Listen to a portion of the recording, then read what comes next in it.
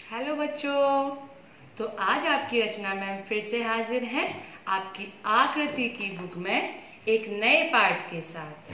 पाठ 8 गड़ा खजाना।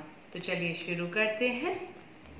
तो देखिए, पिछली कक्षा में आपका देखो पाठ 7 का पाठन हो गया, इसके प्रश्न उत्तर भी हो गए और इसका अभ्यास कार्य भी हो गया।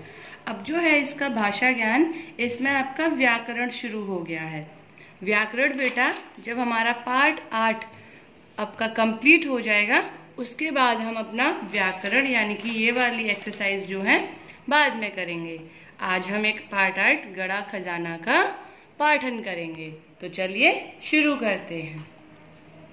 एक बूढ़ा किसान था, उसके 3 बेटे थे। तीनों ही जवान और हट्टे खट्टे थे, पर वे बहुत ही आलसी थे। पिता की कमाई उड़ाने में उन्हें बड़ा मजा आता था। मेहनत करके पैसे कमाना उन्हें अच्छा नहीं लगता था।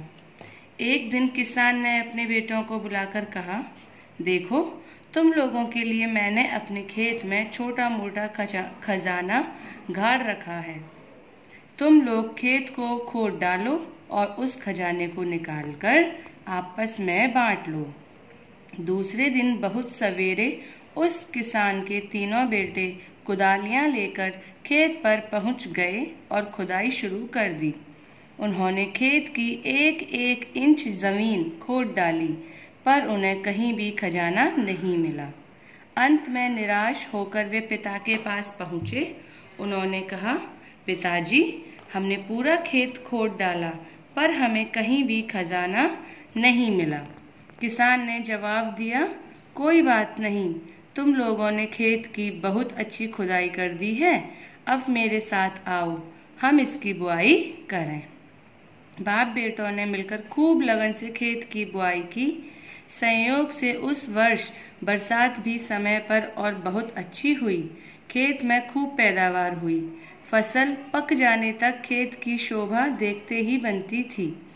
तीनों बेटों ने बड़े गर्व से अपने पिता को लहलहाती फसल दिखाई।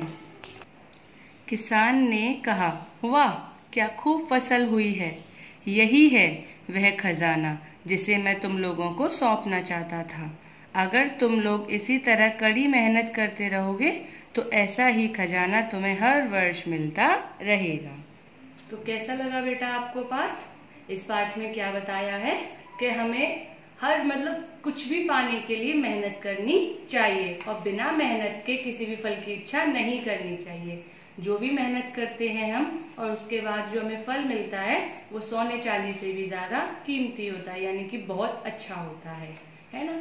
अब आपका गृह कार्य ये है, आपको पाठ 8 का पाठन करना है और इसमें जो कठिन शब्द रेखांकित किए हुए हैं उनको अपनी कार्य पुस्तिका में लिखना है और याद करना है। अगली कक्षा में हम उन कठिन शब्दों का श्रुत लेख लेंगे। ठीक है, बाय।